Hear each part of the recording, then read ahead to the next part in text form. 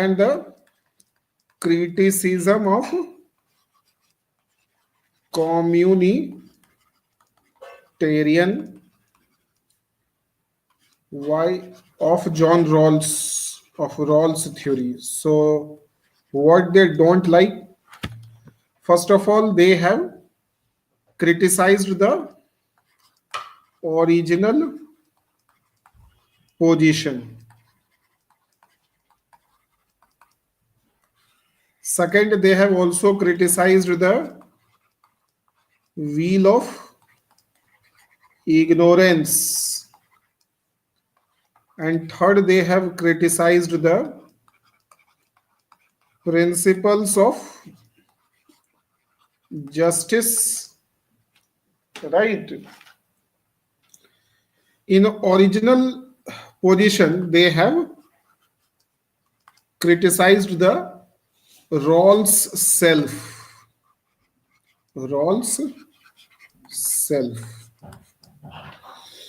So we will see again, we will go back to original position. Again, we will try to see what is original position, right? What was the understanding of the John Rawls with respect to original position and why it was not supported by the communitarian.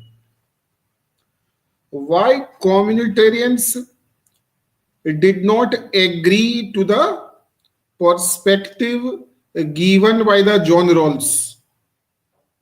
And they also criticized the wheel of ignorance, and they also criticized the principles of justice.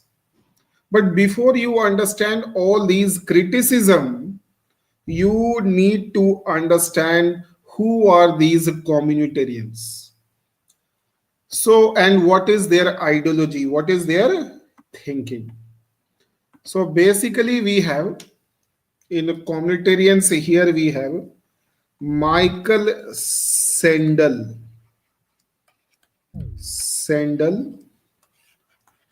Michael Walzer,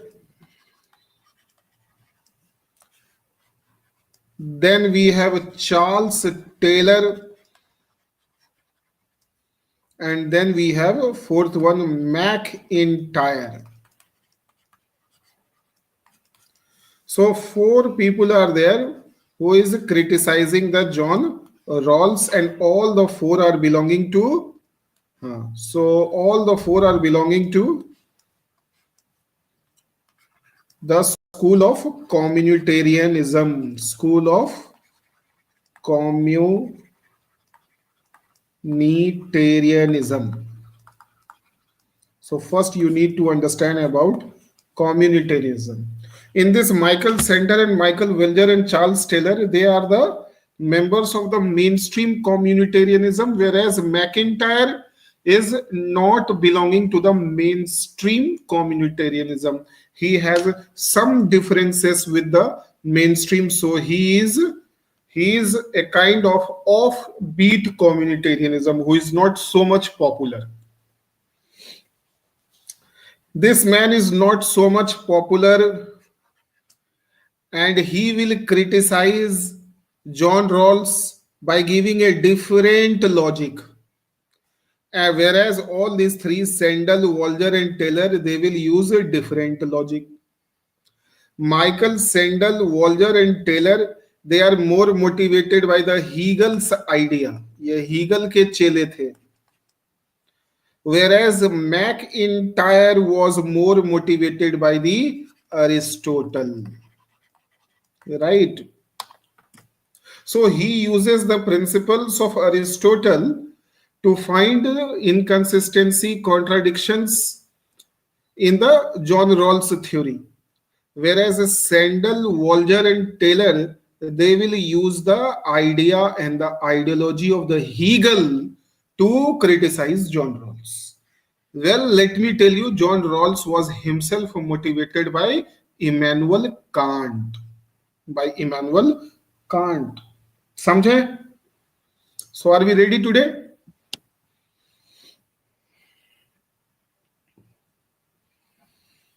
So first you need to understand what is a school of communitarianism. School of communitarianism. This school is basically a reaction of, it is a reaction of a westernization. This is a reaction of westernization.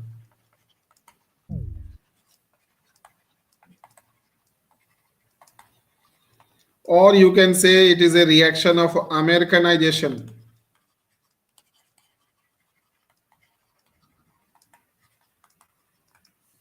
Or you can say this is a reaction of Islamic fundamentalism.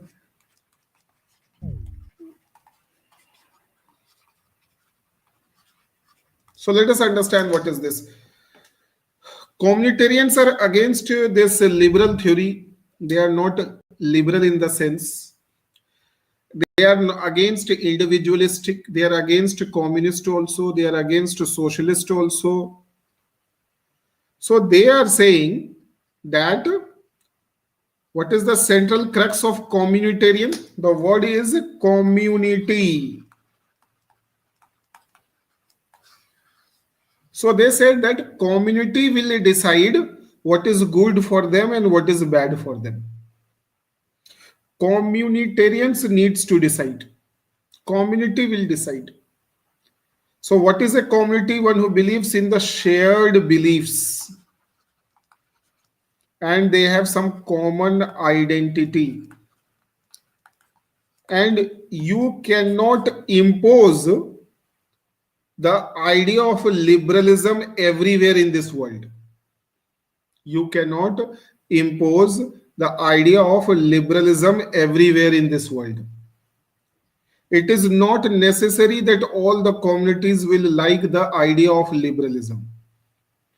Similarly, you cannot impose the ideas of socialism on all communities, on all cultures, on all societies. Right?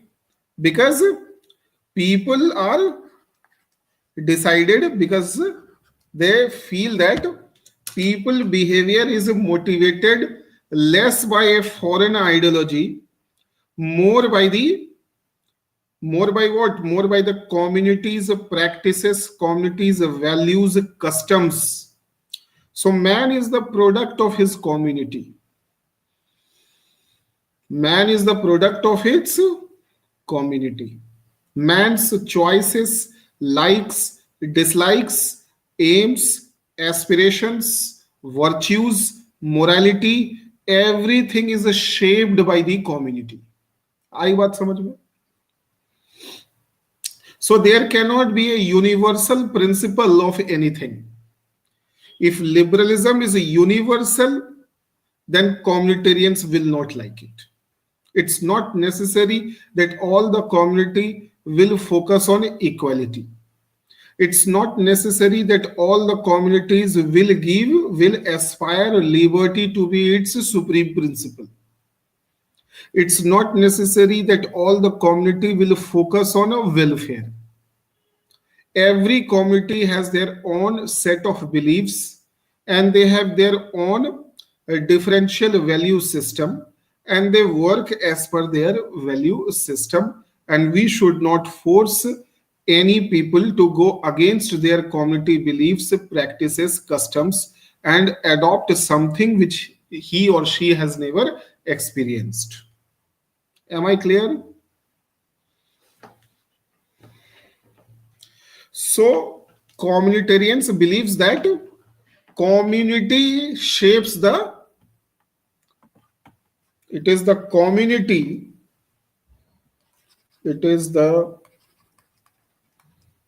community which shapes the values, preferences, likes, dislikes, attitude, which shapes the values, preferences, likes, dislikes, attitude, preferences, likes, dislikes, attitude of any person. No person has any inherent value system. people cannot have inherent value system. People cannot have antecedental self. मां के गर्भ से ही सब कुछ सीख करके कोई नहीं आता है, या ऊपर से ही कोई सब कुछ सीख करके नहीं आता है. तो इंसान जो है वो अपने कम्युनिटी, जिस कम्युनिटी में वो रहता है, एक्सपीरियंस करता है जिस कम्युनिटी को, तो कम्युनिटी के एक्सपीरियंसेस पर ही वो अपने बारे में ओपिनियन बनाता है, दुनिया के बारे में ओपिनियन बनाता है. उसके लाइक्स, डिसलाइक्स, चॉइसेस, सोचने का तरीका, उसका जो कॉग्निटिव सेल्फ है. तो इंसान का एंटीसीडेंटल सेल्फ है या कॉग्निटिव सेल्फ है?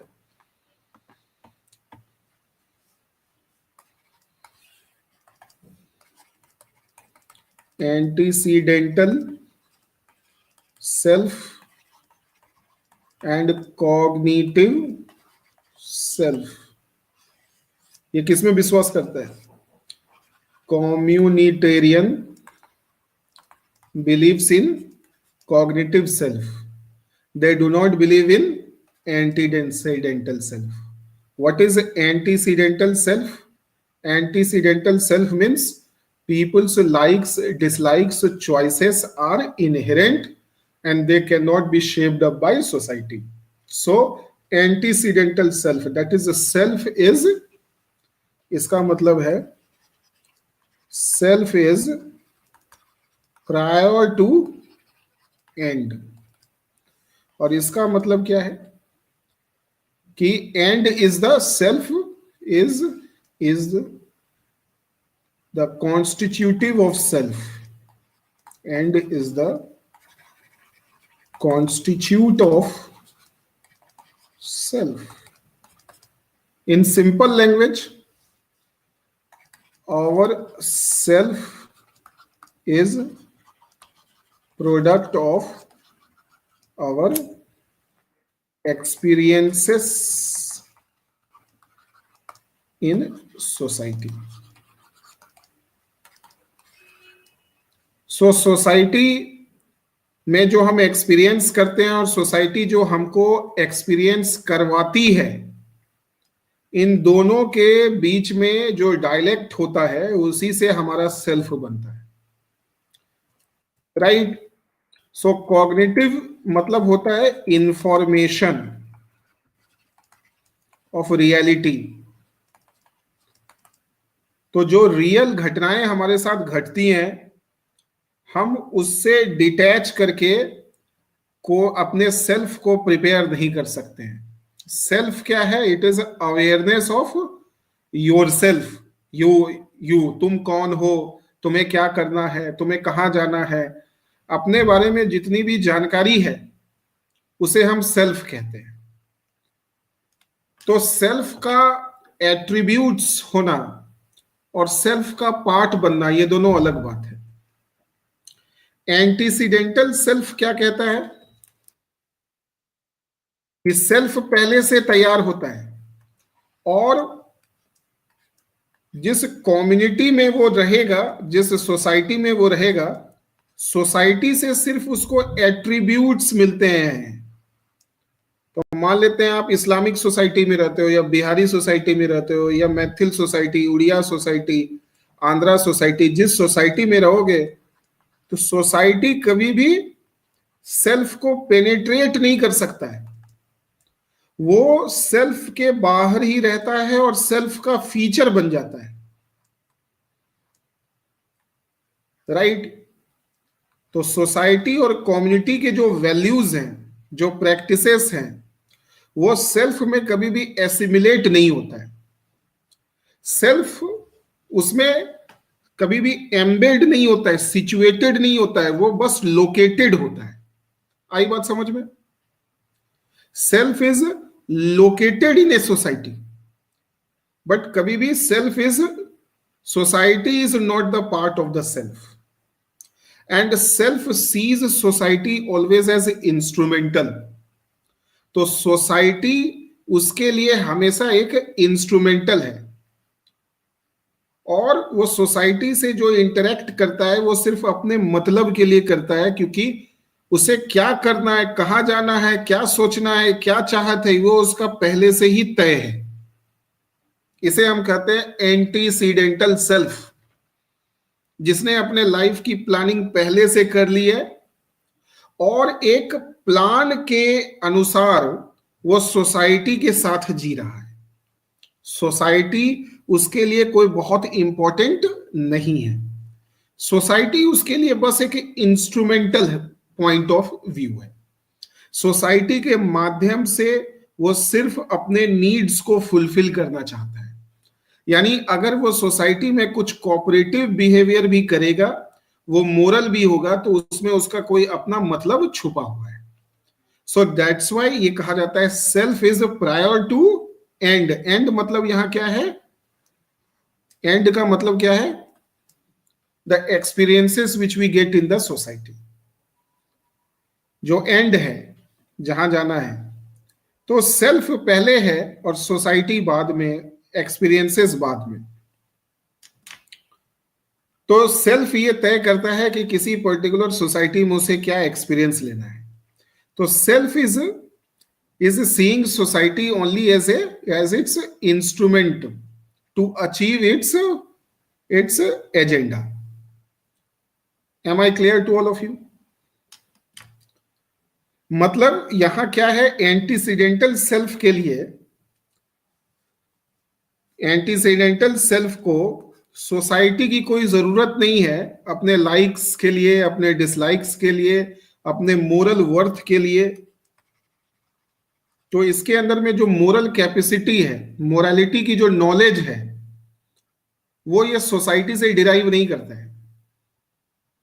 सोसाइटी से ये जो कुछ भी लेता है वो सिर्फ अपने मकसद को फुलफिल करने के लिए लेता है। सोसाइटी कोई भी इस पर कोई परमानेंट इंपैक्ट नहीं छोड़ती है। समझ रहे हो मेरी बात को? तो इसकी जो इसका जो सेल्फ है वो पहले से तैयार है। इसके लाइक्स डिसलाइक्स, इसे लाइफ में क्या करना है, क्या चाहना है, क्या राइट है, क्या रॉन्ग है, इसको पहले से पता है।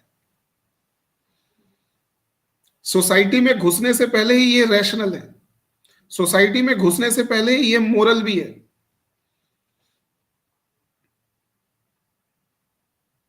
एंटीसीडेंटल सेल्फ समझने में कोई दिक्कत हुई?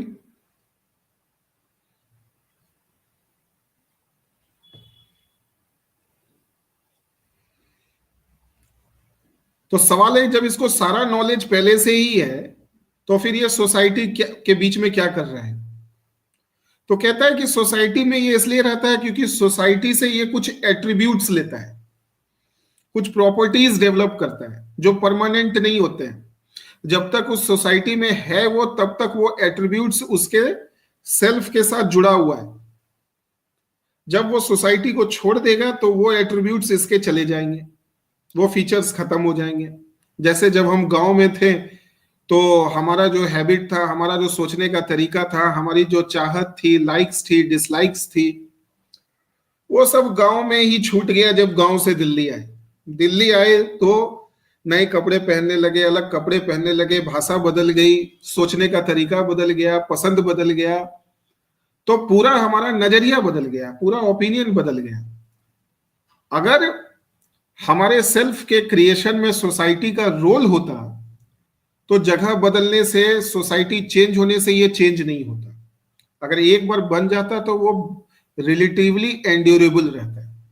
इसका मतलब ये है कि सोसाइटी से जो भी हमारे सेल्फ में आता है वो हमारे सेल्फ के अंदर नहीं घुसता है, वो सेल्फ के बाहर ही रहता है, जिसे हम एट्रीब्यूट्स कहते हैं। तो सोसाइटी से हमें सिर्फ क्या मिलता है? एट्रीब्यूट्स ऑफ सेल्फ मिलता है, कॉन्स्टिट्यूएंट ऑफ सेल्फ नहीं मिलता है। Please write this. As per the antecedental self, please write, as per the antecedental self,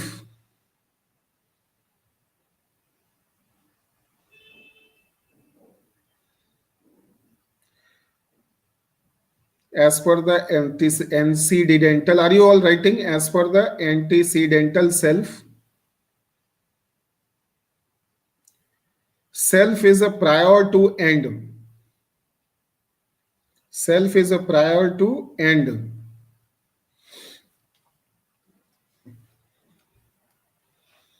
This means that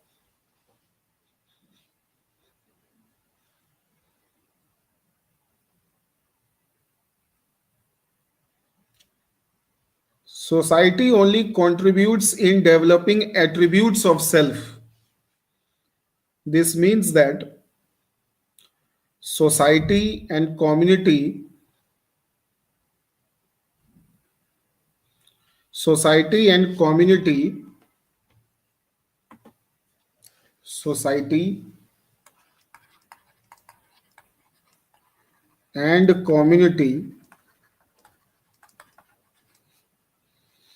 contributes only in developing the attributes of self. Attributes of self.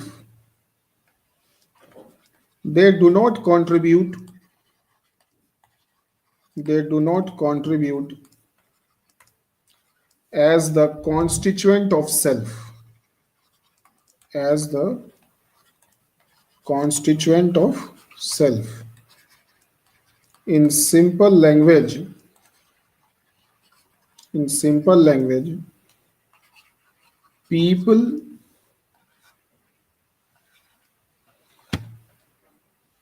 have inherent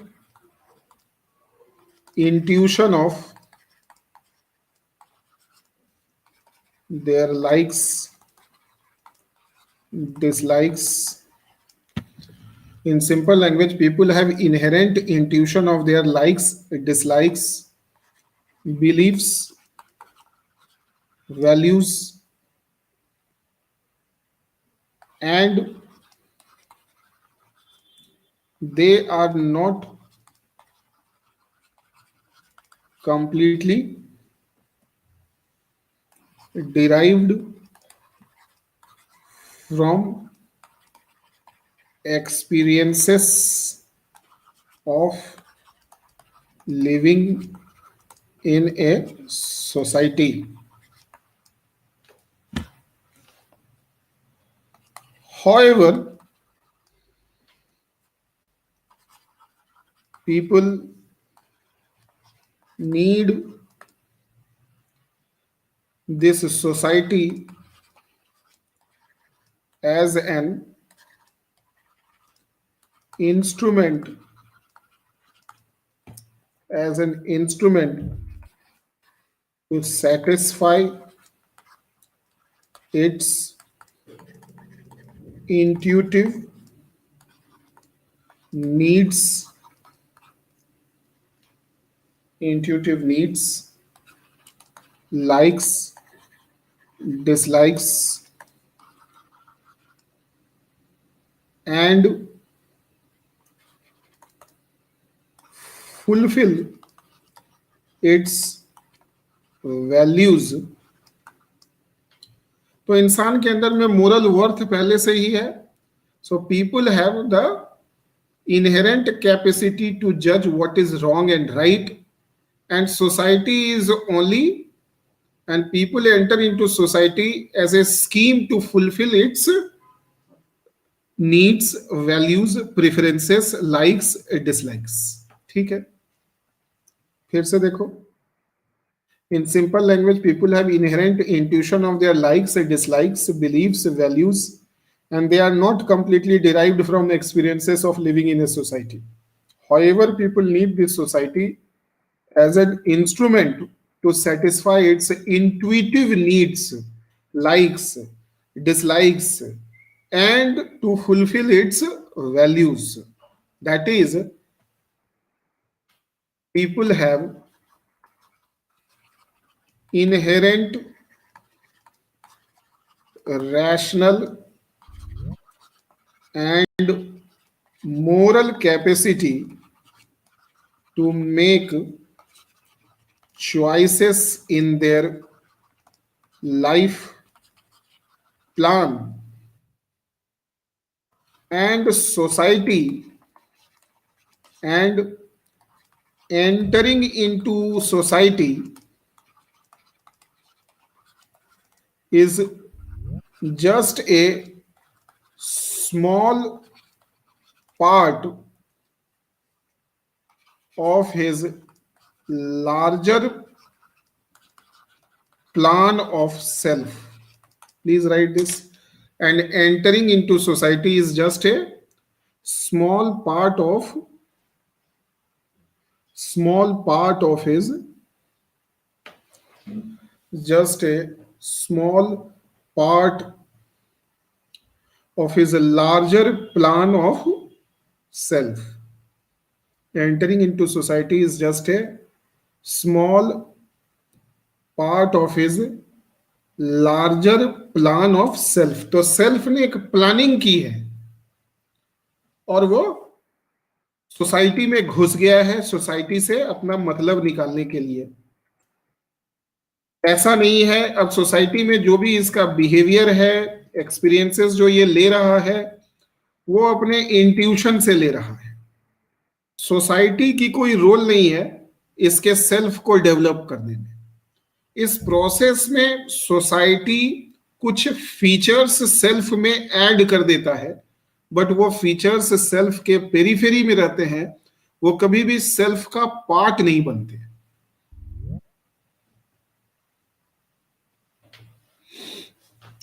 simple language में जयश्री, एंटीसीडेंटल मतलब क्या होता है? Past, पहले से ही.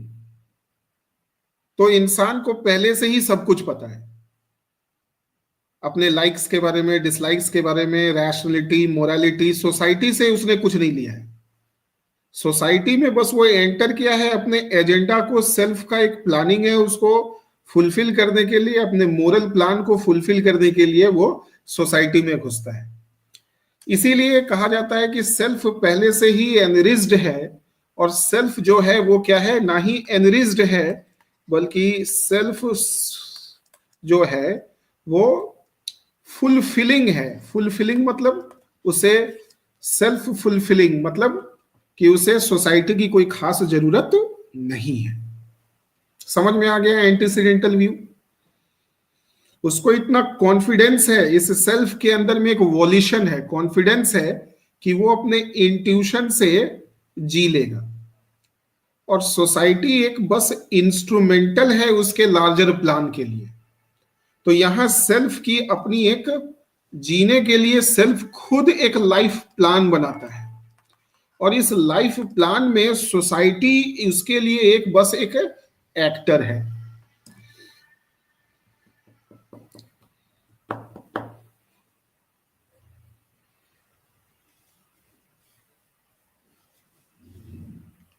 So we decide in society how to behave and how not to behave. Society doesn't teach us. Society doesn't shape up. We selectively decide what to take from the society, how to be impacted from the society, how not to be impacted from the society. So whatever we are taking from the society, we are making it as our attribute for the survival of ourselves and to fulfill the agenda of the self.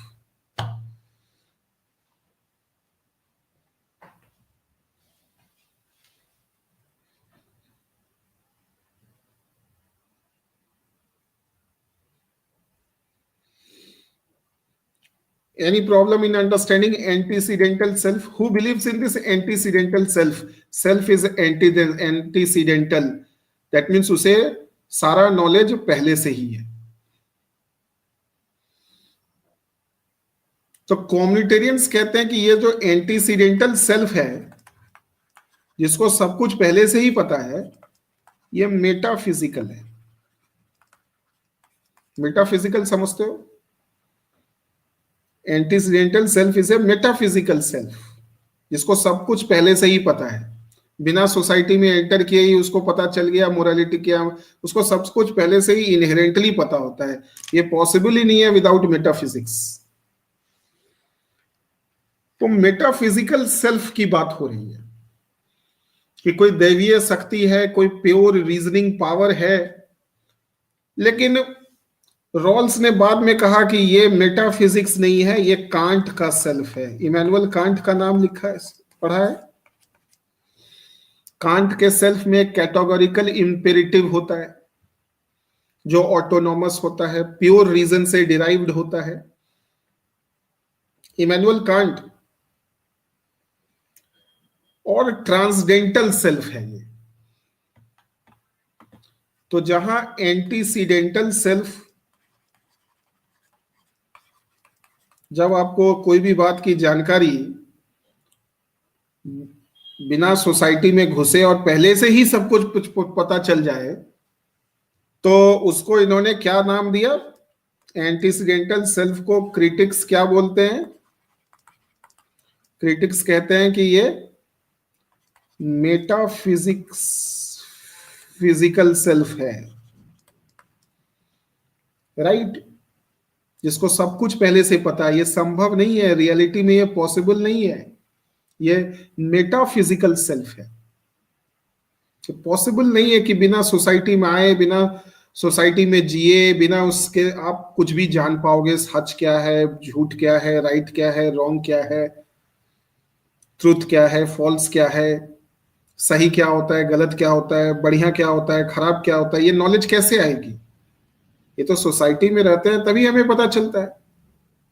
और अगर ये सारी बातें किसी को पहले से पता चल गई है अपने इंट्यूशन से, तो इसका मतलब उसका सेल्फ मेटाफिजिकल है, तो वो इंसानी सेल्फ है ही नहीं।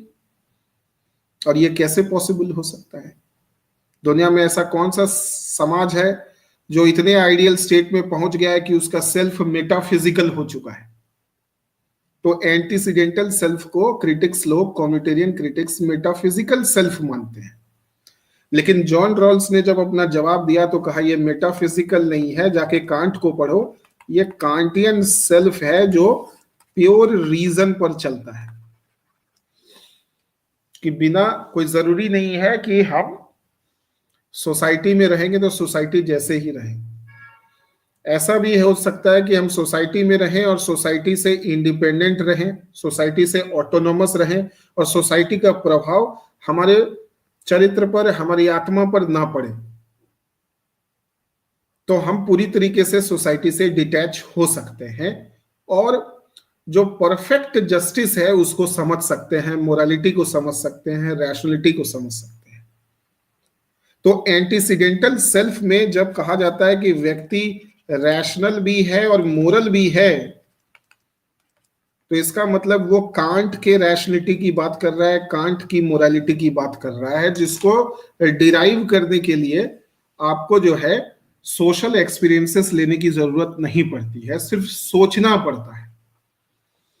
तो जो एक कंडीशन में आकर के अपना दिमाग लगाएगा वो सब कुछ समझ जाएगा बिना एक्सपीरियंस लिए, जिसे हिंदू मिथोलॉजी में कहा जाता है ब्रह्म ज्ञान हो जाना।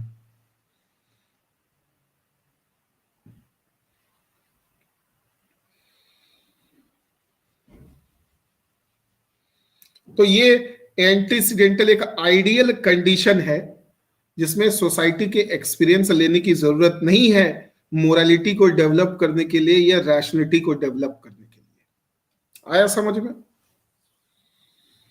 ये एंटीसीडेंटल सेल्फ होता है जिसमें इंसान मोरल भी होता है, इंसान को हर तरह की जानकारी होती है, और वो भी बिना सोशल एक्सपीरियंसेस लिए। अब वो कैसे होगा, इसके लिए इमानुअल कांट को समझना होगा, क्योंकि जॉन रॉल्स जो है वो कांट से बहुत ज्यादा प्रभावित थे, और तभी उनका जो सेल्फ है वो, तभी ये कहते हैं कि हमारा जो एंटीसीडेंटल सेल्फ है ओरिजिनल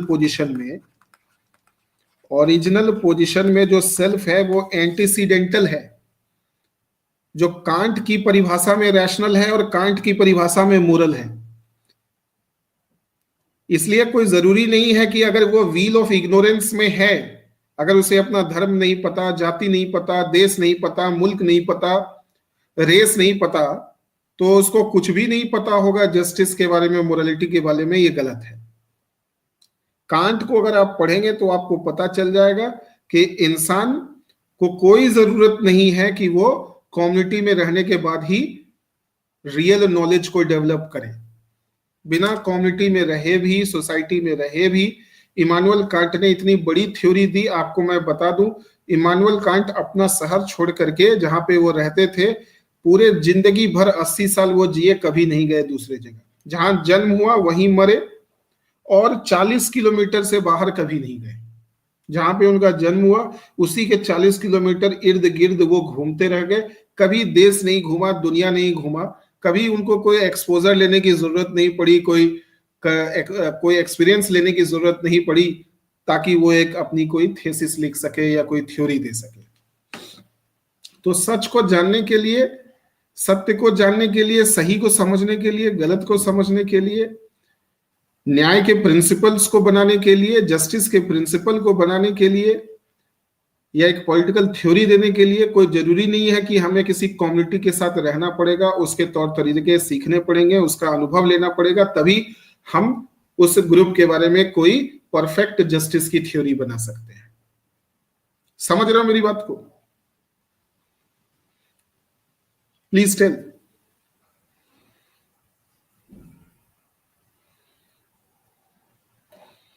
तो सेल्फ हमारा एंटीसीडेंटल भी हो सकता है। ओरिजिनल पोजीशन में हमारा सेल्फ एंटीसीडेंटल है, जिसको बहुत जानकारी, इसका यह मतलब नहीं हुआ कि उसके पास पूरी दुनिया की ब्रह्मांड का ज्ञान उसको आ गया है, लेकिन इतना ज्ञान उसके पास है इंट्यूशन से कि वो एक मोरल प्रिंसिपल ऑफ जस्टिस या एक थ्योरी ऑफ जस्टिस दे सके। तो मोरल कैपेसिटी उसके पास इंट्यूटिव है, इनहेरेंट है, और ओरिजिनल पोजीशन में वो सेल्फ फुलफिलिंग भी है। सेल्फ फुलफिलिंग का मतलब सोसाइटी की जरूरत नहीं है सही और गलत को समझने के लिए। समझ में आया एंटीसीडेंटल सेल्फ?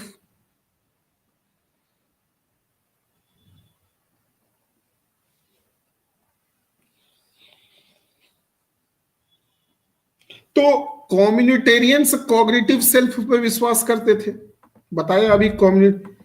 कम्युनिटेरियंस जो है वो किस पर विश्वास करते थे? वो कहते थे कि ये जो एंटीसीडेंटल सेल्फ की थ्योरी है, जिसे जॉन रॉल्स ने दिया है इमानुअल कांट का सहारा लेकर के, ये गलत है। ये सब फिलॉसफी में सही लगता है, लेकिन रियल लाइफ में सेल्फ बिना रियल प्रॉब्लम्स को देखे डेवलप नहीं होता है। जब तक गरीब के साथ रहोगे नहीं, उसकी जिंदगी समझ में नहीं आएगी। तो आपको रियल सोसाइटी में जीना पड़ेगा, आपको लोगों के रियल प्रॉब्लम्स के बीच में रहना पड़ेगा, तब आपको पता चलेगा कि वो उसका क्या प्रॉब्लम है।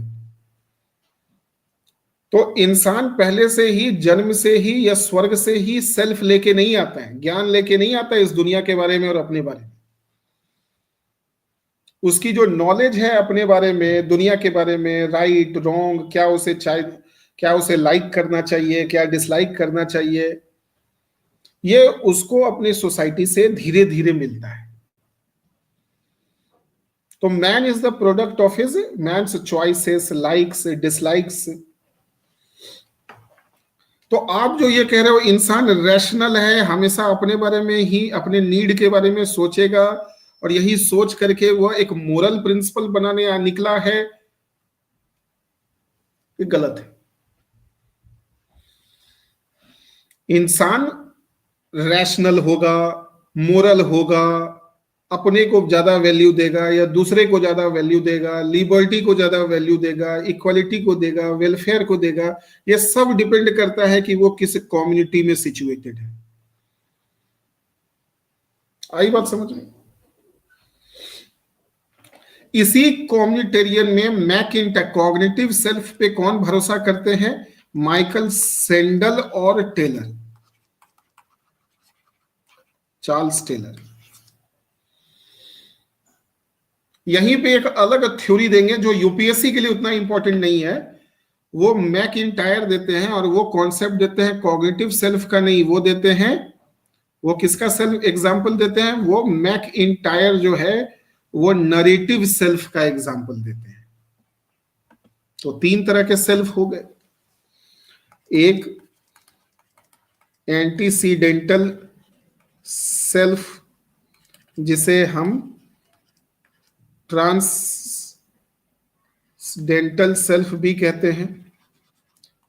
इमानुअल कांट ने इसे ट्रांसडेंटल सेल्फ कहा था, है कि नहीं? जॉन रॉल्स ने इसे एंटीसीडेंटल सेल्फ कहा, और इसी सेल्फ को कॉम्यूटेरियंस ने क्या कह दिया, मेटाफिजिकल सेल्फ।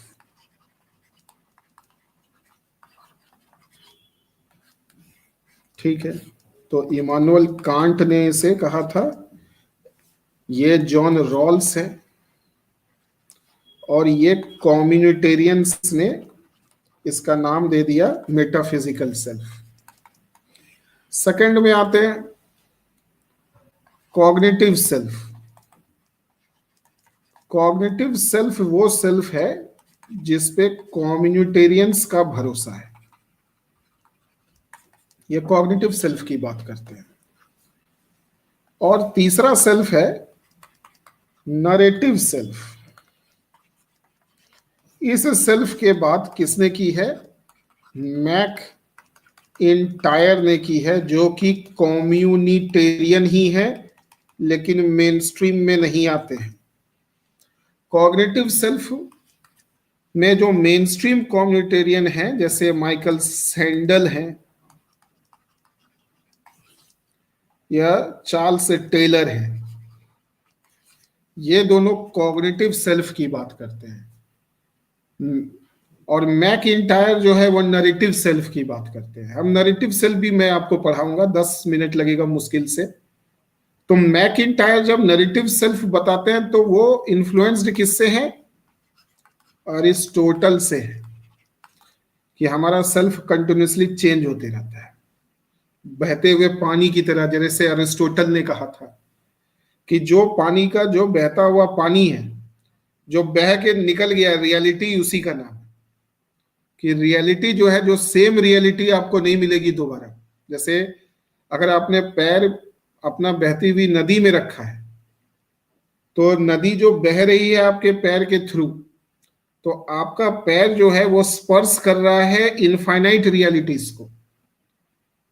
वो अगर पानी बह के निकल गया तो सेम रियलिटी अब दोबारा नहीं आएगी, दोबारा दूसरी रियलिटी आएगी, दूसरा पानी का फ्लो आएगा, वो दूसरी रियलिटी है, तीसरी रियलिटी है, चौथी रियलिटी है।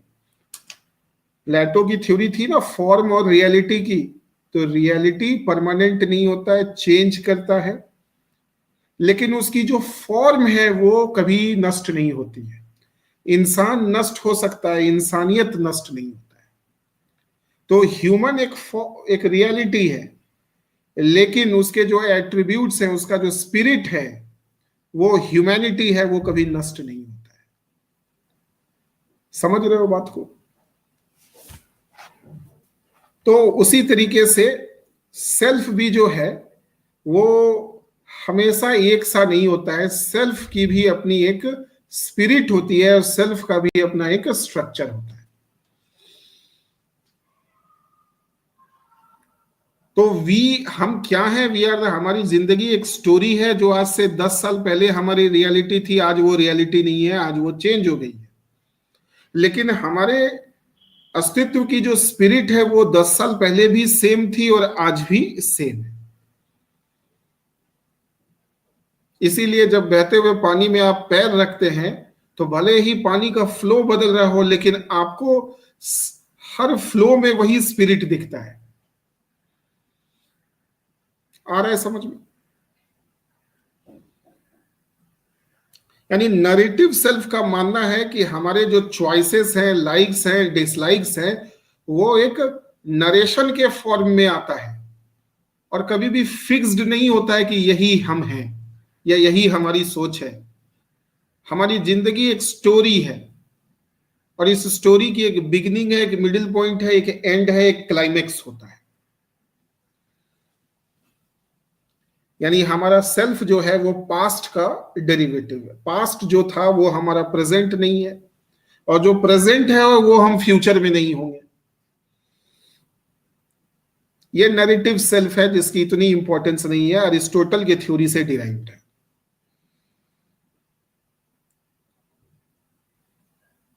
तो हमारी जो आइडेंटिटी है नैरेटिव सेल्फ का देखेंगे बाद में। अब आते हैं कॉग्निटिव सेल्फ पे। तो कॉग्निटिव सेल्फ की जो आइडेंटिटी है, उसको सॉरी जो थ्योरी है, वो क्या कहता है कि हम पहले से सब कुछ सीख के नहीं आते हैं, हमें हमारा सेल्फ कॉग्निशन से तैयार होता है। एक्सपीरियंसेस और इंफॉर्मेशन जो सोसाइटी देती है, सोसाइटी जो हमें रोल देती है, हम उसी को अपना सत्य मान लेते हैं। सोसाइटी ने कहा शादी कर लो, हम शादी कर लिए, या हम पहले से सोच के आए थे कि हम शादी करेंगे, हमें शादी करना है अपने मतलब के लिए, और सोसाइटी जब बोलेगी कि शादी कर लो तो हाँ कर देंगे। क्यों? क्योंकि यहाँ सोसाइटी ने जो मुझे रोल दिया है वो मेरे इंट्यूशन के साथ मैच कर गया। एंटीसीडेंटल सेल्फ तो यही कहेगा ना कि हम तो पहले से ही सोच के आए थे कि जिंदगी में मजे लेने हैं, और हम ये पॉसिबिलिटी मजे लेने के लिए हम इस सोसाइटी में एंटर किए, जिंदगी का सुख लेना है, और यही सोच करके समाज का हिस्सा बने। और समाज में हम उन्हीं प्रैक्टिसेस को दिखाते हैं कि वो हमारी आइडेंटिटी है, जो हमारे मकसद को पूरा करने में हमें मदद करती है। तो शादी करने में हमारा भी फायदा है, इसलिए यहां समाज के रोल को हम एक्सेप्ट कर लेते हैं। दुनिया को लगता है कि समाज ने हमारी शादी कराई, लेकिन हम तो पहले से ही शादी के लिए उतावले थे। आ रही है बात समझ में?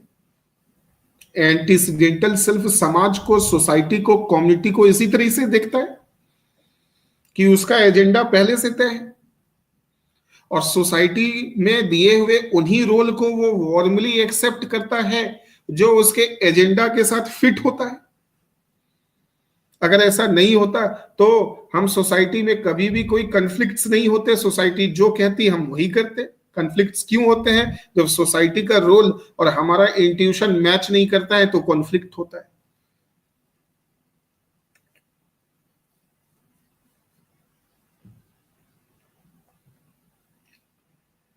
कॉग्निटिव सेल्फ का ऐसा नहीं मानना है। उसका यह मानना है कि इंसान शादी के बारे में सोच के नहीं आया था, उसके अंदर में शादी की जो थिंकिंग है वो एक्यूमुलेट सोसाइटी ने ही की है। जब वो बच्चा, जब उसका जन्म हुआ तो बच्चे में लोग उसके साथ मजाक करते थे कि तुम्हारी शादी करा दें, तभी से उसके मन में शादी का ख्याल आ गया कि अच्छा, शादी एक रोल है जो मुझे करना है इस समाज में। फिर वो टीनेज बना तो टीनेज में भी लोग उसे कहने लगे, क्यों भाई, अगर नहीं पढ़ोगे तो तुम्हारी शादी भी नहीं होगी। तो उससे लगने लगा कि शादी तो मैंडेटरी है, करना ही पड़ेगा। फिर जब वो बड़ा हो गया, पैसे कमाने लगा, तो लोगों ने कहा, समाज ने कहा, अब तो ये कमाने लगा है, अब इसकी शादी करवा भी देनी ही चाहिए।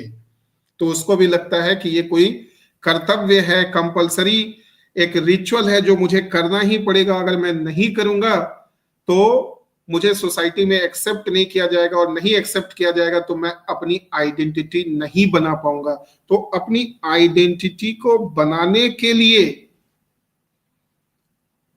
वो समाज में रोल, जो सोसाइटी उससे जो रोल एक्सपेक्ट करती है, उस रोल में वो आ जाता है। अब शादी करने में जो उसका सेल्फ क्रिएट हुआ, इसमें सोसाइटी के अगर नहीं होती तो वो अपनी आइडेंटिटी नहीं बना पाता। यानी आज जो भी उसकी आइडेंटिटी है वो सोसाइटी के वजह से ही है। तो बिना सोसाइटी में रोल परफॉर्म किए, कंट्रीब्यूट किए हुए, तो सोसाइटी ने उसे रोल दिया, उसे आइडेंटिटी दी, उसके लाइक्स को शेप किया, उसके डिसलाइक्स को शेप किया, उसके अंदर में वैल्यू सिस्टम को इंटीग्रेट किया, तब जाकर के वो एक इंसान बना। सिर्फ इंसान के रेस में जन्म ले लेने से कोई इंसानियत नहीं आती है। इसीलिए अगर किसी इंसान के बच्चे को समाज से बाहर कर दिया जाए और जंगल में छोड़ दिया जाए, तो नीड्स तो वो अपने जंगल में भी फुलफिल करेगा, इंसान वो वहां भी रहेगा, लेकिन उसके अंदर में इंसानियत नहीं रहेगी। और यहीं से कॉग्निटिव सेल्फ वाले ये प्रूव करते हैं कि हमारे अंदर में जो इंसानियत है वो ओनली वही हमारी मोरल आइडेंटिटी है, और वो बिना सोसाइटी में रहे पॉसिबल नहीं है कि हम उसे खुद से डेवलप कर लेंगे।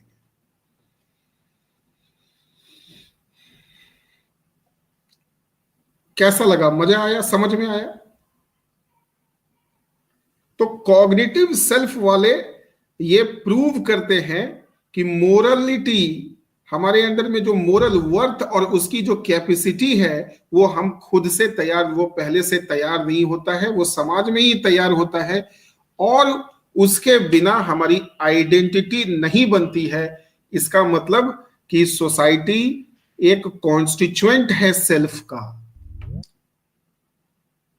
सो self is a prior to end, ये किसकी जो सोच है, एंटीसीडेंटल वालों की। End self can not be made without the end, end is the part of the self. तो without society self can not be made. Our likes, dislikes, values, preferences, aspirations, they all are the parts of our identity which is shaped by the community.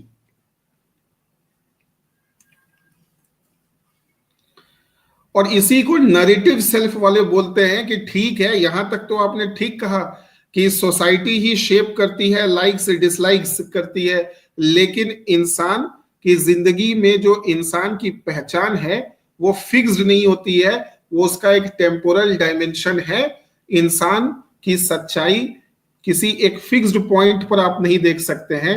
इंसान की सच्चाई के लिए उसके life के सारे episodes को इंटीग्रेट करना होगा, तब जाकर के आपको इंसान के वास्तविक सच्चाई पता चलेगी कि इस इंसान की आइडेंटिटी क्या है। ठीक उसी तरीके से जैसे एक बहता हुए पानी में आप अपने पैर को रख देंगे तो आपको नहीं पता चलेगा कि हाँ, कि रियलिटी जिस तरह से वहां चेंज करती है। तो इंसान की जो रियलिटी है वो जरूर, इंसान का जो सेल्फ है वो सोसाइटी शेप करती है, लेकिन ये जो शेपिंग प्रोसेस है ये चलता रहता है, इसीलिए वो स्ट्रक्चरल सेल्फ देता है। उसकी जो स्पिरिट है वो सब में सेम रहती है, जिसे वो नरेटिव सेल्फ कहते हैं कि सेल्फ की एक स्टोरी है और उसे नरेट सेल्फ खुद करता है। नरेशन समझ में आया? अब सोसाइटी की एक बिगिनिंग पार्ट होती है, एक मिडिल पार्ट होता है। जाहिर सी बात है कि जैसे जब आप बचपन में थे तो उस समय आपका सेल्फ अलग था, समय के साथ सेल्फ बदल गया। अब आप कौन हो इसके लिए तो आपके लाइफ के सारे एपिसोड्स को जब तक हम इंटीग्रेट नहीं करेंगे तब तक आपके बारे में हम एक इंटीग्रेटेड टॉक नहीं कर सकते हैं, इंटीग्रेटेड ट्रुथ नहीं बता सकते। लेकिन अगर लाइफ के आपके सारे एपिसोड्स को हम इंटीग्रेट कर दे तभी पता चलेगा कि आपके सेल्फ के वो कौन से कंपोनेंट्स हैं जो कंसिस्टेंट रहे थ्रू आउट द लाइफ, और वही आपका एक्चुअल सेल्फ है जिसको इसने नाम दिया union self. So self is the union of all the episodes of your life. Self is the union of all the episodes of your life. So if I sum up all the episodes of your life and the union which I will get, the spirit of that union is yourself.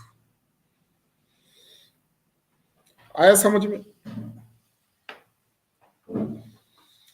तो cognitive self वालों का यह मानना है कि self जो है वो कैसे तैयार होता है? सेल्फ सोसाइटी के बिना तैयार ही नहीं हो सकता। आप इंसान रहेंगे लेकिन आपके अंदर में इंसानियत नहीं रहेगी विदाउट सोसाइटी। तो कम्युनिटी में, कम्युनिटी डिसाइड करती है आपकी एक्सटेंट ऑफ रैशनलिटी और एक्सटेंट ऑफ मोरालिटी। आप रैशनल होंगे, मोरल होंगे, ये पहले से नहीं पता होता है। कितना रैशनल होगे, कितना मोरल होगे, ये भी पहले से नहीं पता होता है। ये तो सोसाइटी ने आपको कितना एंगेज्ड रखा, आपके सेल्फ के कंस्ट्रक्शन में सोसाइटी की कितनी भूमिका है उस पर डिपेंड करता है कि आपकी विड्थ ऑफ रैशनलिटी। तो ये जो कॉग्निटिव सेल्फ है जिसके अंदर में रैशनलिटी और मोरालिटी, ये दोनों कौन डेवलप करता है? सोसाइटी डेवलप करती है। Without society you can neither be rational, you can nor be moral. तो कम्युनिटी के शेयर्ड सोसाइटी और what you can say community के बिलीफ्स, वैल्यूज, प्रैक्टिसेस उसी के अनुसार सेल्फ को चलना पड़ता है, उसी से सेल्फ बनता है। ठीक है, अब यहां पे ये जो कॉम्युनिटेरियंस हैं ये किससे इन्फ्लुएंस्ड हैं? ये हीगल से इन्फ्लुएंस्ड है। तो सोसाइटी एक, हाँ, अब यहां पर क्या होगा, हीगल ने क्या कहा था? डायलेक्टिकल आइडियलिज्म की थ्योरी दी थी, याद करो, डायलेक्टिकल आइडियलिज्म की थ्योरी हीगल ने दी थी। और हीगल ने कहा कि इंडिविजुअलिज्म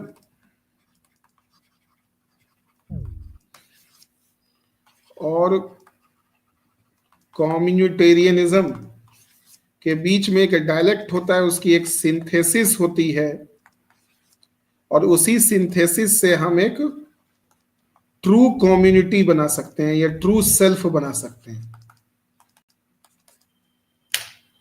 तो अगर हमें एक आइडियल सेल्फ क्रिएट करना है तो इंडिविजुअलिज्म और कम्युनिटेरियनिज्म के बीच में एक डिबेट होना चाहिए। इंडिविजुअलिज्म में एक पॉजिटिव बात है और एक नेगेटिव बात है। पॉजिटिव बात क्या है इंडिविजुअलिज्म में? कि ये फ्रीडम मांगता है। ठीक है, इंडिविजुअलिज्म की नेगेटिव बात क्या है? कि ये कोई ऑब्लिगेशन नहीं चाहता है, दूसरे को मदद करने के लिए तैयार नहीं, कोई ड्यूटी परफॉर्म नहीं करना चाहता है, लेकिन राइट्स इसको सारे चाहिए। ठीक है, कम्युनिटेरिज्म की पॉजिटिव चीज क्या है और नेगेटिव बात क्या है? कम्युनिटेरियनिज्म का पॉजिटिव ये है कि ये आपको ऑब्लिगेशन देता है, सोसाइटी में जीने के लिए आपको ऑब्लाइज करता है कि तुम्हें सोसाइटी के लिए क्या करना है। तो सेल्फ जो है कॉपरेशन को, ऑब्लिगेशन को प्रायोरिटी देने लगता है। नेगेटिव बात क्या है? नेगेटिव बात क्या है कम्युनिटेरियनिज्म की? कि ये आपको फ्रीडम नहीं देगा। अगर दोनों का सिंथेसिस करें तो क्या होता है? Unity of opposite. फिर से करके दिखाता हूं आपको। इंडिविजुअलिज्म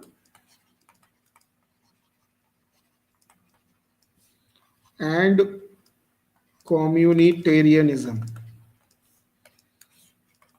पॉजिटिव क्या है? इसमें फ्रीडम है। नेगेटिव क्या है? No obligation, selfishness. ठीक है, फ्रीडम भी है और ऑटोनॉमस भी बन रहना चाहता है। कम्युनिटेरियनिज्म की क्या बात है? सॉरी, फ्रीडम ही रखो सिर्फ, कि इसकी पॉजिटिव चीज क्या है? कि ये आपको ड्यूटीज और ऑब्लिगेशन बताता है। सोसाइटी, सबसे पहले आपको जब सोसाइटी में रहोगे तो ऑब्लिगेशन, ड्यूटीज, समाज में हो तो ये तो करना ही पड़ेगा, लोग कहते हैं ना। तो सोसाइटी में पहले आपको ड्यूटी और ऑब्लिगेशन का रोल मिलता है। नेगेटिव क्या है? कि इसमें कोई लिबर्टी नहीं है, कोई फ्रीडम नहीं है। अब यूनिटी ऑफ अपोजिट होगा सिंथेसिस में, यानी इंडिविजुअलिज्म की फ्रीडम और कम्युनिटेरियनिज्म की ऑब्लिगेशन, अगर ये दोनों आ जाए तो वो हो जाता है एब्सोल्यूट फ्रीडम। क्या हो जाता है? एब्सोल्यूट फ्रीडम टर्म दिया था हीगल ने, जहां वो एक ऐसी कम्युनिटी बनाना चाहते थे जहां लोग अपने रेस्पॉन्सिबिलिटीज और ड्यूटीज को फुलफिल करने में ही अपना फ्रीडम समझे। ड्यूटीज, ऑब्लिगेशन, और इसके लिए आपको कैपेसिटी भी देता था, राइट। तो हम एक ऐसी कम्युनिटी बनाना चाहते हैं, हम एक ऐसी कम्युनिटी बनाना चाहते हैं, हीगल एक ऐसी कम्युनिटी बनाना चाहता था जिसमें एक ऐसा सेल्फ तैयार हो जो दूसरों की सेवा में ही, दूसरों की सेवा, ड्यूटीज और ऑब्लिगेशंस में ही अपनी, तो फ्रीडम वो इसलिए चाहता है ताकि उसको एक कैपेसिटी आए अपने ऑब्लिगेशंस को परफॉर्म करने का। ये एक ट्रू सोसाइटी है जिसमें कम्युनिटी की भी जरूरत है और इंडिविजुअलिज्म की भी जरूरत है। इंडिविजुअलिज्म की फ्रीडम और कम्युनिटी से क्या मिलेगा? Capacity of performing the obligations. Are you all understanding this? तो कॉग्निटिव सेल्फ का यही मानना था। जो लोग कम्युनिटेरियंस थे वो यही स्पेसिफाई कर रहे थे कि इंसान तब तक आइडियल नहीं हो सकता, मोरल नहीं हो सकता, जब तक उसे वो कम्युनिटी के वैल्यूज को, बिलीव्स को, ड्यूटीज को ना समझे। तो इंसान को अगर जस्टिस के प्रिंसिपल को नहीं डिराइव कर सकता है सिर्फ ओरिजिनल पोजीशन में रह के, ओरिजिनल पोजीशन में कुछ अमेंडमेंट्स करने होंगे, तभी जाकर के वो एक आइडियल डॉक्ट्रिन बना पाएगा, आइडियल थ्योरी ऑफ जस्टिस बना पाएगा। तो थ्योरी ऑफ जस्टिस, जस्टिस की जो नोशन है वो अलग अलग कम्युनिटी में अलग अलग है। तो पहले ये जरूरी है कि आप सारी कम्युनिटीज को आइडियल कीजिए। एक परफेक्ट कम्युनिटी बनाने के लिए आपको एक एब्सोल्यूट फ्रीडम देना होगा, और वो एब्सोल्यूट फ्रीडम बिना कम्युनिटी वैल्यूज के संभव नहीं है। Am I clear to all of you? So you want to right cognitive self, right the idea of cognitive self is motivated by the Hegelian idea of absolute freedom. As per Hegel, a person cannot become moral, cannot develop the capacity of being moral without being the subject of community values। ठीक है, जिसे हम कहते हैं charity begins at home. Charity begins at home. तो जो community से नहीं सीख सकता है अच्छी बातें, वो कभी भी एक यूनिवर्सल थ्योरी नहीं बना सकता है। तो हर इंसान को ये कोशिश करना चाहिए कि अपने कम्युनिटी में जो भी ड्यूटीज और ऑब्लिगेशन वाले अच्छे वैल्यूज हैं, तो सवाल है कि अच्छे वैल्यूज क्या है? अच्छे वैल्यूज वो हैं जो आपको ड्यूटीज और ऑब्लिगेशन से सिखाता है। वहां से आपको पता चलता है राइट और रॉन्ग क्या है, और आप प्रायोरिटाइज करना सीख लेते हैं। तो people learn to prioritise right and wrong by living the, देखो, पीपल लर्न टू जज right and wrong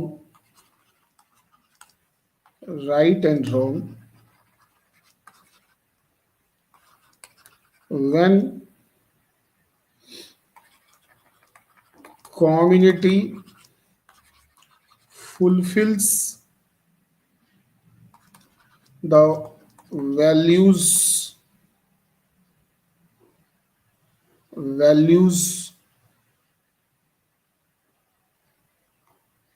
of duties and obligations in him. When a person performs obligatory roles and duties in his community, then he learns to prioritize values without which no person can ever make a universal theory of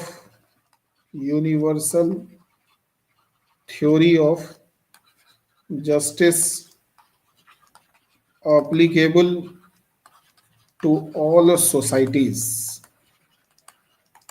ठीक है, आया समझ में? तो कहा कि कभी ऐसा नहीं होगा कि आपको पहले से ही सब कुछ पता होगा और आप एक ऐसा आसमानी आप डॉक्ट्रिन बना दोगे जो दुनिया के सारे कम्युनिटीज को एक्सेप्टेबल होगा, चाहे वो अफ्रीकन हो, इंडियन हो, इंडोनेशियन हो, चाइनीज हो, अरेबिक हो, यूरोपियन हो, स्पेनिश हो, लैटिन अमेरिकन हो, कैनेडियन हो।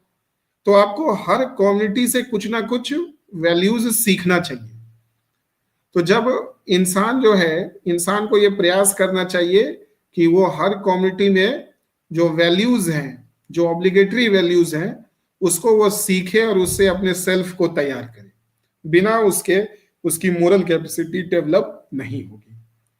तो अगर मोरल कैपेसिटी आप डेवलप करके वैल्यूज को प्रायोरिटाइज करना चाहते हैं कि कौन सी वैल्यू सही रहेगी, इसके लिए आपको सोसाइटी से कुछ अच्छा सीखना पड़ेगा। और हर कम्युनिटी में कुछ वैल्यूज ऐसे होते हैं जो अच्छा होता है। तो जब तक इसी को कहा जाता है ओवरलैपिंग कंसेंसस, जो बाद में हम समझेंगे ओवरलैपिंग कंसेंसस क्या है। होप ये समझ में आया कि कॉम्युनिटेरियंस का क्या प्रेशर था कि आपको you can not develop a universal theory of justice without allowing a person to be influenced by his community. So if a person will be influenced by his community values, ethics, then hopefully his moral capacity will increase, and then only he will be in a position to make a ideal theory of justice. How many of you understood? And please give your comments. Is it going too complex?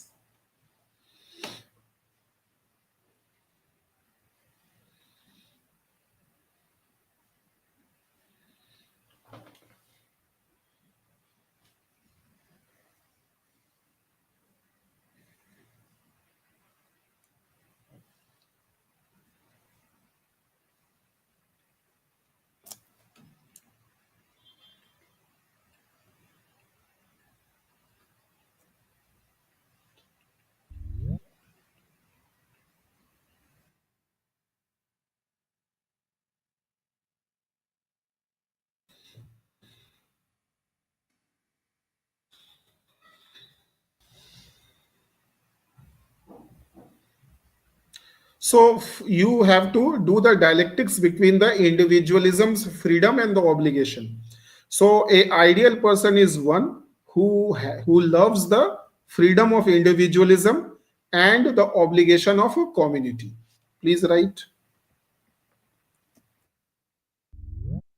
Hence it can be concluded.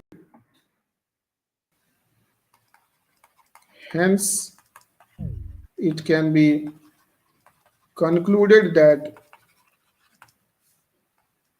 that only an ideal person can form ideal theory of justice, and a person can't be ideal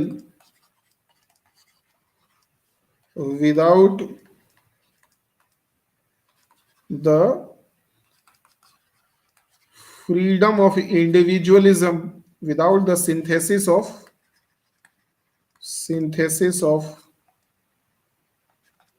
freedom of individualism and duties of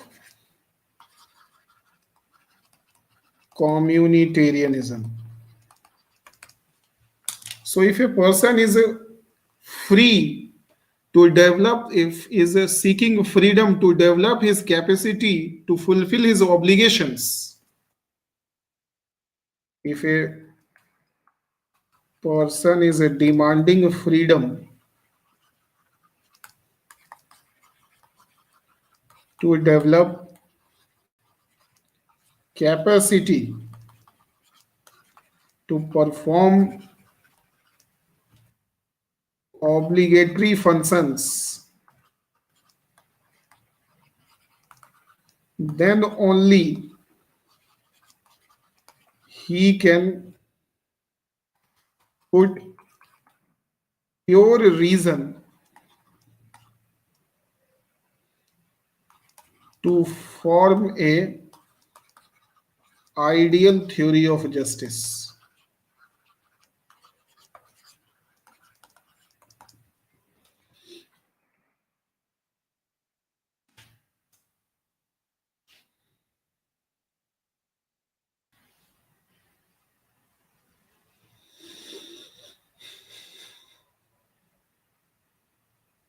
आई बात समझ में? Hence, it can be concluded that only an ideal person can form ideal theory of justice, and person can't be ideal without the synthesis of the freedom of individualism and duties of communitarianism.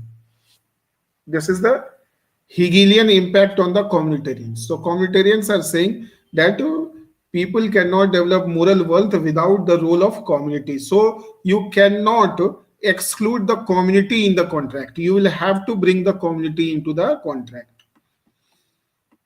Community values को exclude कर दिया गया था. John Rawls ने original position में और wheel of ignorance, तो wheel of ignorance में community is excluded,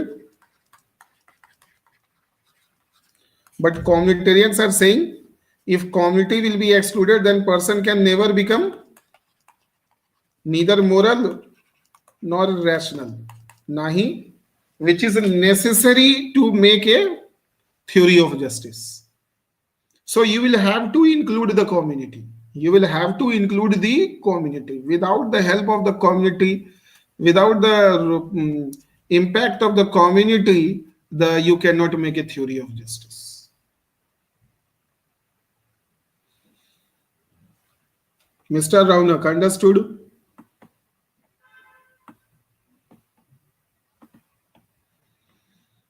So in a wheel of ignorance, community is excluded, religion is excluded, society is excluded, your caste identities, your community identities, your sectional identities are excluded. So the communitarians are criticizing the wheel of, so likho, for excluding, communitarians are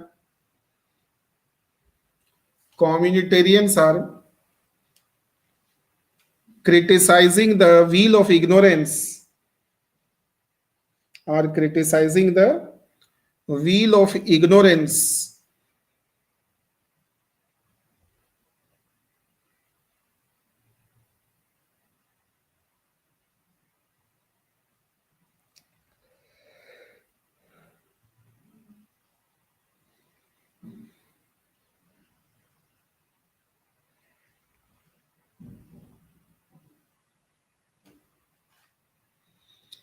criticizing the wheel of ignorance for excluding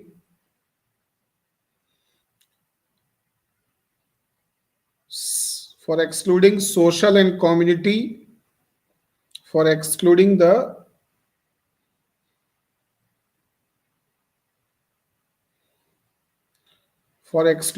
knowledge of social identities, community identities,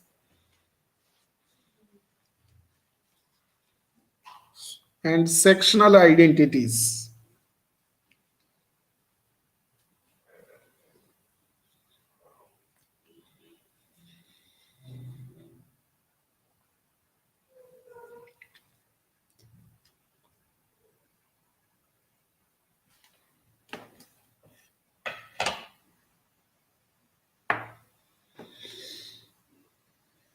दो minute दोगे? कैसा लगा, समझ में आया?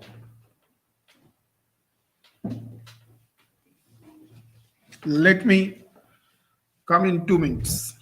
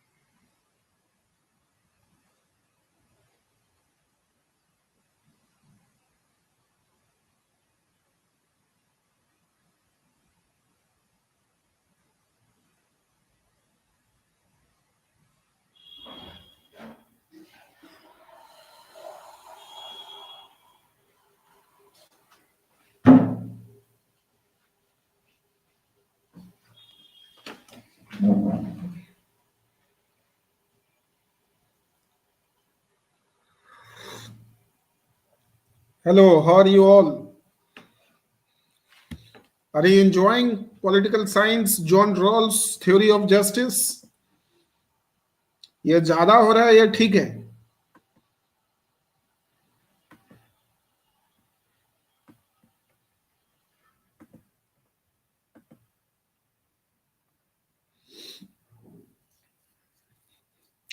The idea of cognitive self is motivated by the Hegelian idea of absolute freedom.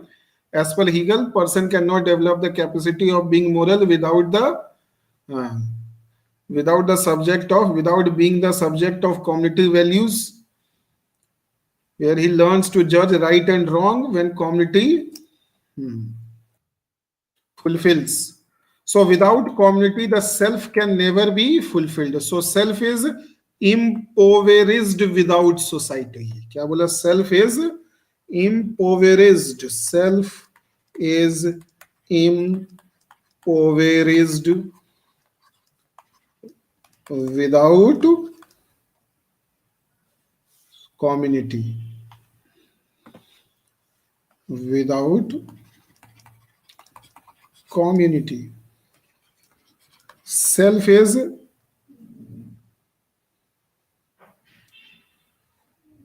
not fulfilled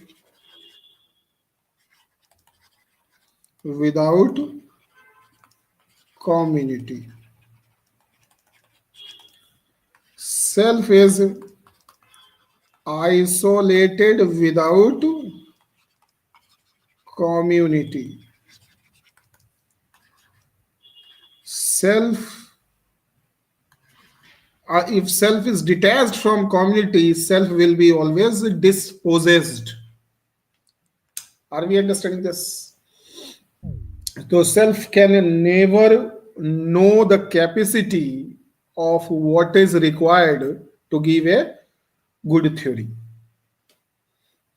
So self is in isolation, the self can never become fulfilling. तो समाज से ही वो कंप्लीट होता है. शादी करोगे तभी आप तुम कंप्लीट होगे, शादी नहीं करोगे तो क्या कंप्लीट होगे? एज पर कम्युनिटेरियन, तो you need to perform the social obligations, then only you deserve to get the social rights and everything and freedom.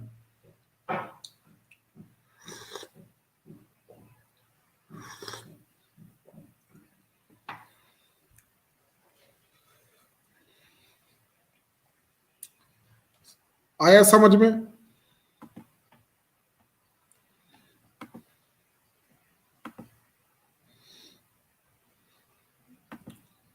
तो without this you can not. Wheel of ignorance में community का होना जरूरी है. He has included the wheel of community in the wheel of ignorance.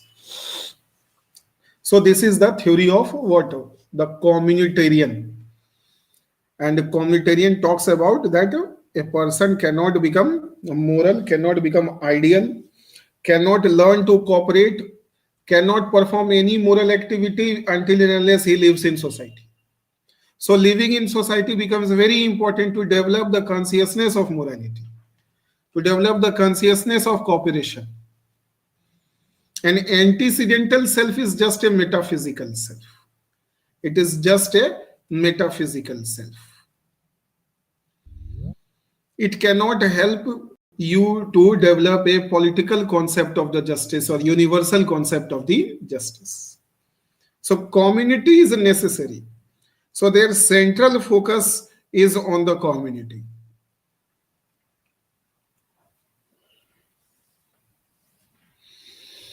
Self cannot be transcendental to community, cannot be transcendental to community values, ethics.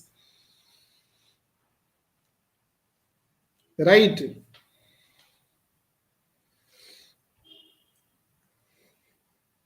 So what was the response of John Rawls? John Rawls gave a response to John Rawls response to communitarian, where he talks about overarching and overlapping consensus. Overarching, he gives the concept of private self. He gives the concept of political self. He gives the concept of overarching consensus. And he gives the concept of overlapping consensus. Overarching consensus, overlapping consensus, political self, private self. ठीक है? And he introduces the word Kantian constructivism. Kantian constructivism. What is this?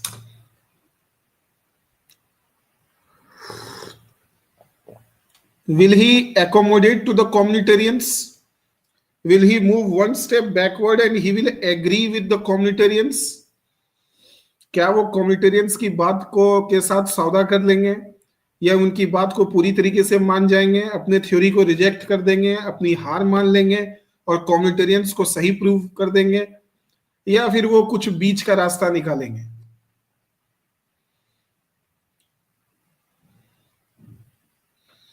Will he agree that person cannot develop the theory of justice without community?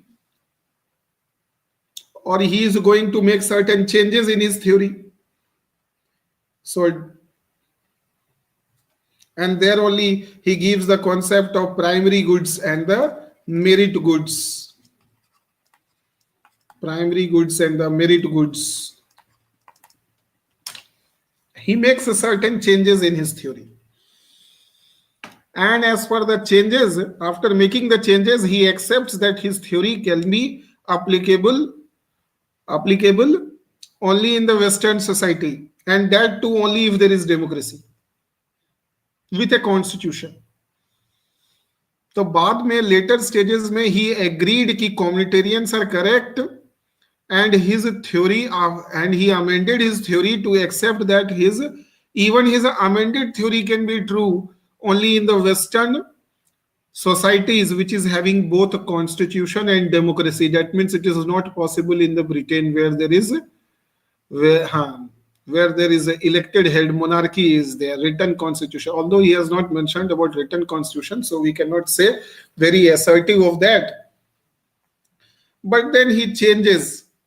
But when he makes a certain amendments his theory, that is only to prove that his theory of justice is perfect. It is perfect, quintessential, perfect and ideal.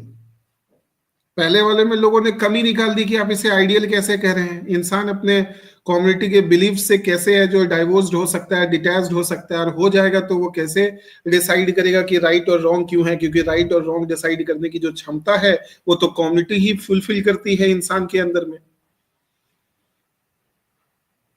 तो ये कैसे संभव है, ये possible ही नहीं है। तो उसने सेल्फ को उसने थोड़ा अमेंडमेंट किया। क्या अमेंडमेंट किया देखते हैं। सबसे पहले उसने कहा कि ये जो सेल्फ के परिभाषा को चेंज कर दिया। He amended the definition of self and he divided it into private self and second is political self, and he agreed that the political self is and private self. What is the meaning? Political self is the self which is actually entering into the contract and making a principle of justice. That means political morality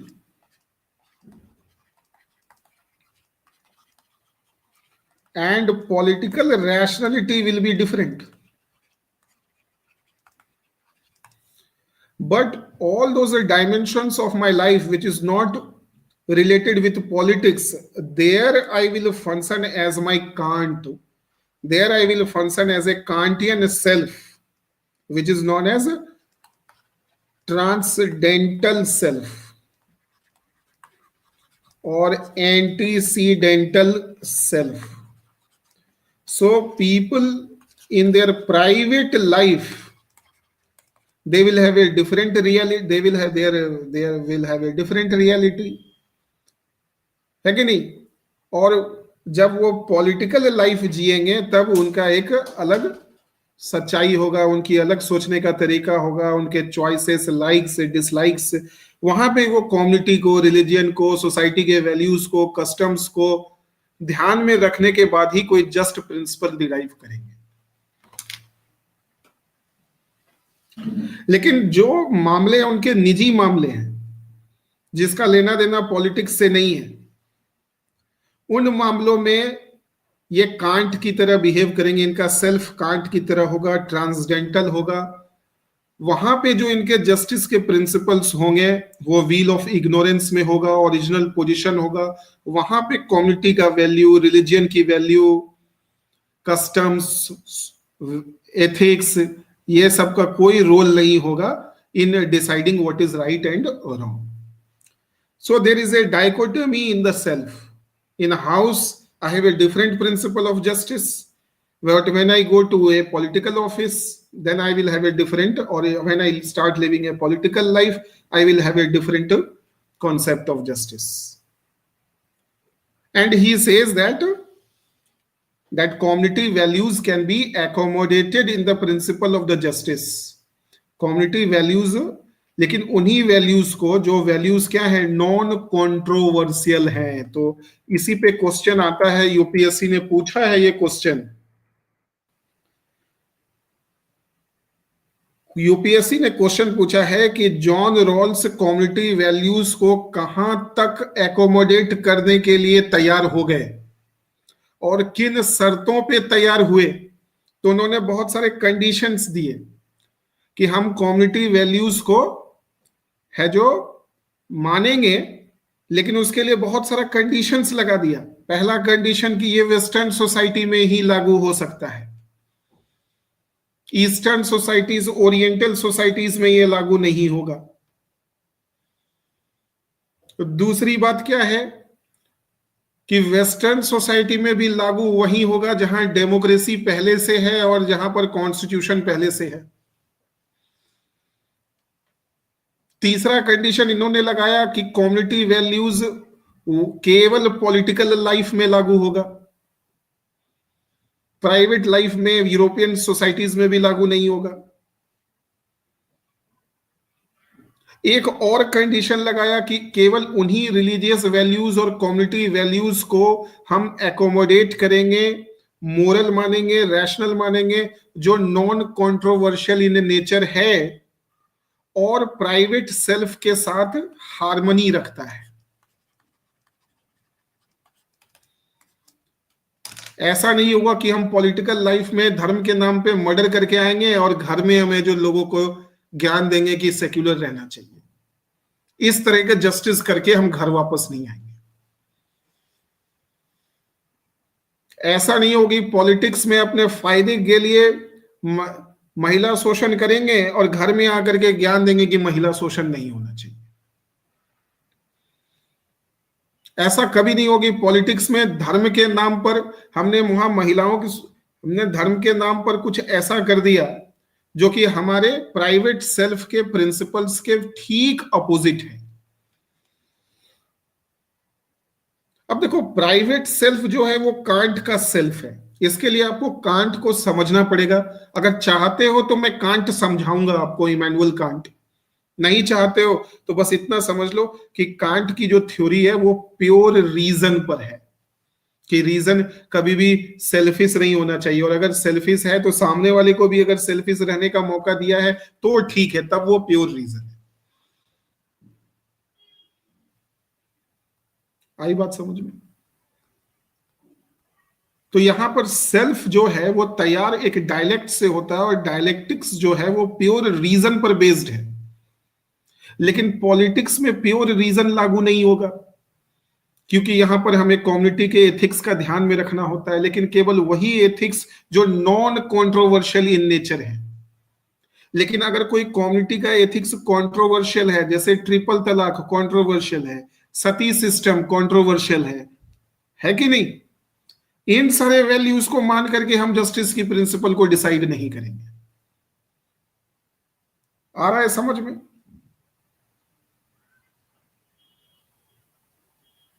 तो ये बड़ा important है। और उसके बाद ये कहते हैं कि हमारी जो थ्योरी है, जिसमें हमने प्राइवेट सेल्फ को अलग कर दिया और पॉलिटिकल सेल्फ को अलग कर दिया, और ऐसा हम दूसरे कम्युनिटीज में क्यों नहीं कर सकते, इंडिया में क्यों नहीं कर सकते, केवल यूरोपियन कंट्रीज में ही क्यों करेंगे? तो उसने उसका ये लॉजिक दिया कि प्राइवेट सेल्फ को और पॉलिटिकल सेल्फ को हम वहीं लागू कर सकते हैं जहां प्राइमरी गुड्स और मेरिट गुड्स का सोसाइटी में इस बात को लेके झगड़ा नहीं है कि मेरे पास पॉलिटिकल राइट ज्यादा है, तुम्हारे पास पॉलिटिकल राइट कम है। तो प्राइमरी गुड्स उसने पॉलिटिकल राइट्स को बोला, freedom of speech, expression, movement, freedom of profession, ये सारा प्राइमरी गुड्स है। और मेरिट गुड्स वो है जो आपके अंदर में टैलेंट के लिए नेसेसरी है, जैसे एजुकेशन, हेल्थ, जॉब्स, स्किल्स, ये सब मेरिट गुड्स है। तो जब तक प्राइमरी गुड्स और मेरिट गुड्स लोगों के फुलफिल नहीं हो जाते हैं, तब तक हम कम्युनिटी के एथिक्स को एकोमोडेट अपने पॉलिटिकल जस्टिस में नहीं कर सकते हैं। आई बात समझ में? बोलो हाँ या ना।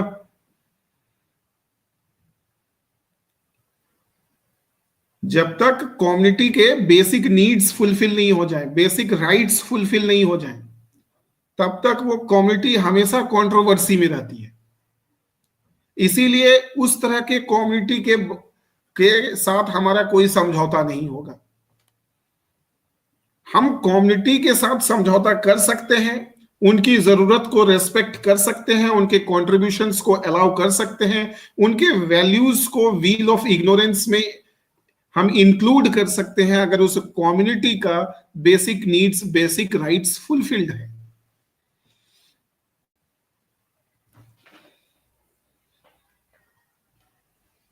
अंडरस्टूड और not? Please tell me.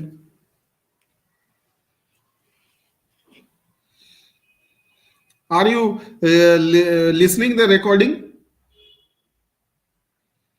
Are you listening the yesterday's recording? How many of you have gone through and found it enriching? That recording will always help you in revising, especially during the exam time. Especially during the exam time. During the exam time, you will understand the importance and the value of this lecture. तो इसने दो अलग अलग principle of justice दे दिया और कहा कि private में हम इमानुअल कांट हो जाएंगे, और जब हम पॉलिटिकल जस्टिस बनाएंगे, जब हमारा कॉन्ट्रैक्ट होगा, तो कॉन्ट्रैक्ट में सिर्फ पॉलिटिकल सेल्फ पार्टिसिपेट करेगा, प्राइवेट सेल्फ पार्टिसिपेट नहीं करेगा।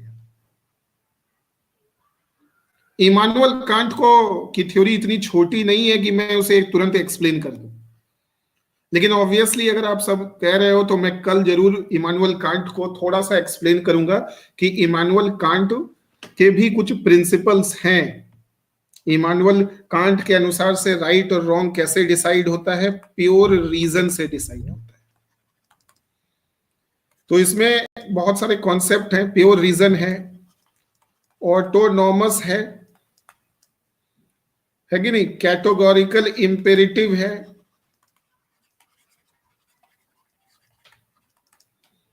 तो ये तीन कॉन्सेप्ट भी अगर समझ गए तो इमानुअल कांट थोड़ा बहुत समझ में आएगा।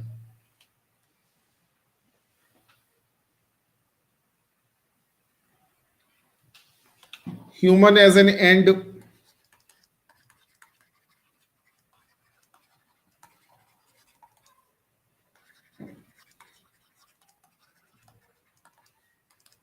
तो 3-4 things are there: pure reason, autonomous, categorical, imperative. So I will explain all this in our next class. So whenever we will have our next class, we will try to understand that.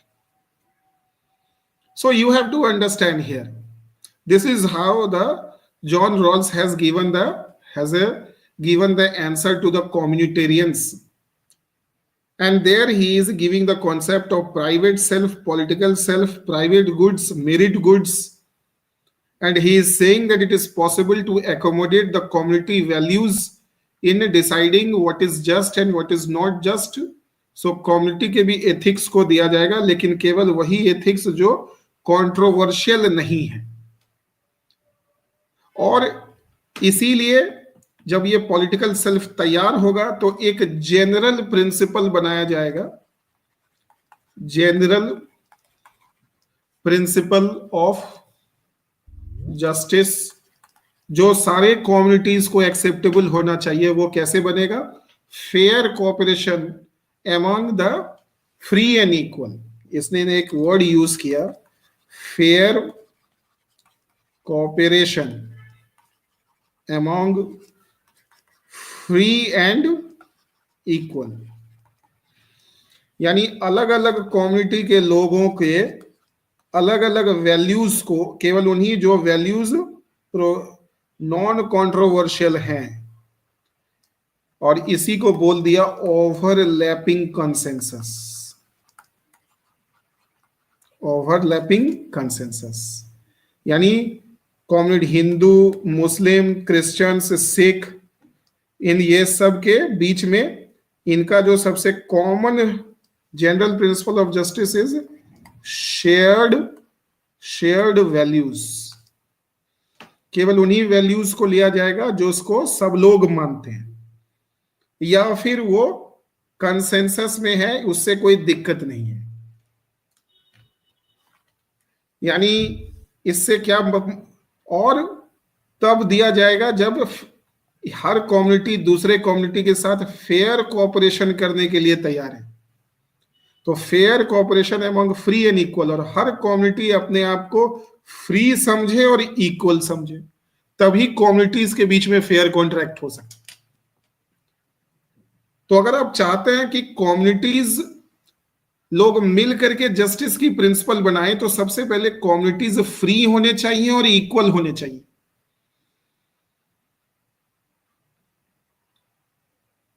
कोई भी एक community दूसरे community को अपने आप से नीचे नहीं समझे, और वो फ्री है। फ्री तब उसे हम बोलेंगे जब वो दूसरे को कोऑपरेट करने के लिए तैयार है, तब हम समझेंगे कि वो फ्री है। क्यों? वो जो भी एक ऐसी जस्टिस प्रिंसिपल बनाना चाहता है जिसमें वो अपने कैपेसिटी को बढ़ाना चाहता है, और उस कैपेसिटी से वो दूसरों का भला करेगा, ना कि सिर्फ अपना घर भरेगा।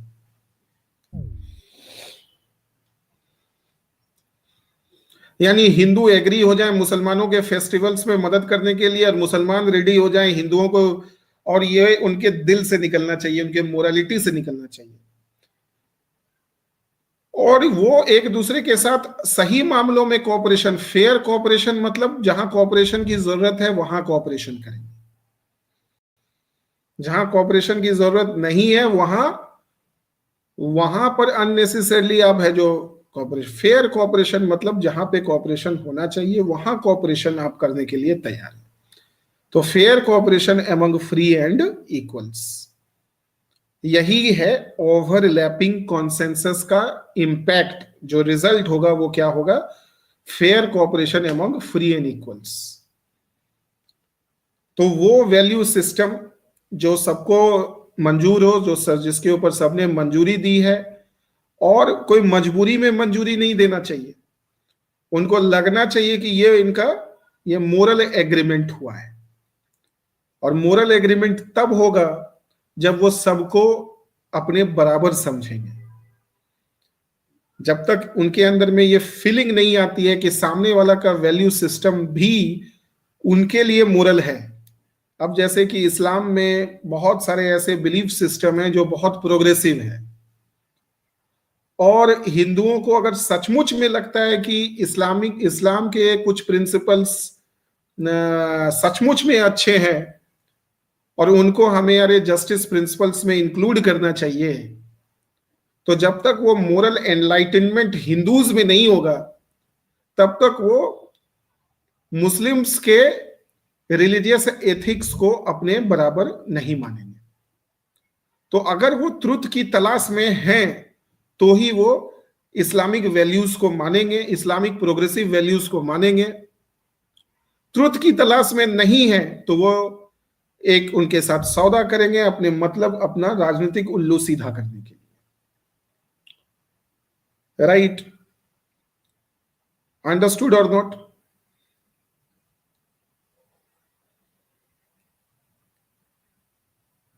तो फेयर कोऑपरेशन तभी होगा जब all the communities feel themselves free and equal to other.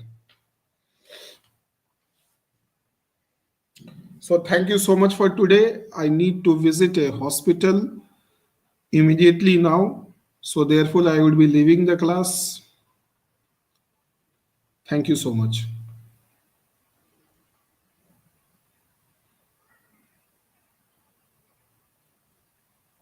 Thank you very much. Yes, one of my sister is admitted there. She had a surgery, so I had to go and see her. So thank you. We will meet tomorrow. Thank you very much.